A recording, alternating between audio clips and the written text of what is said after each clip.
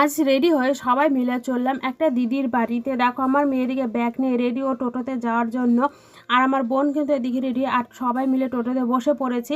আর কোথাও যাওয়া মানে ব্যাগ এতটা হয় তার বলার কথা না।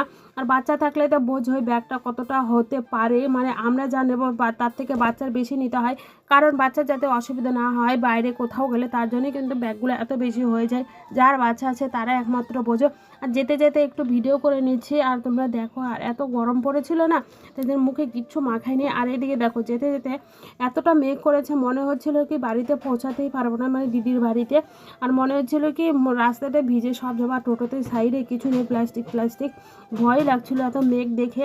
তারপরে ফাইনালি কিন্তু পৌঁছে গেছি। তারপর পৌঁছে যাওয়ার পরে কিন্তু বৃষ্টিটা শুরু হয়েছিল। আমাদের কপালটা ভালো ছিল। আর এদিকে দেখো বন্যা তো এসেই আছে, তার মধ্যে এত বৃষ্টি এত বৃষ্টি, কোথায় দেখেছে এখানে এত বৃষ্টি হয় বাবা, বুঝি না। আর কলকাতার দিকে তো একদমই বৃষ্টি হয় না, তোমরা তো জানোই। আর এখানে আমার প্রায় প্রত্যেক দিন বৃষ্টি হতেই থাকে হতেই থাকে। আর মেঘটা তোমরা দেখতে পাচ্ছ কি ঘুটঘুটে অন্ধকার হয়ে গেছে, আর দেখতে পাচ্ছ তোমরা কীভাবে, মনে হয় এই নামলো মনে হয় বৃষ্টিটা।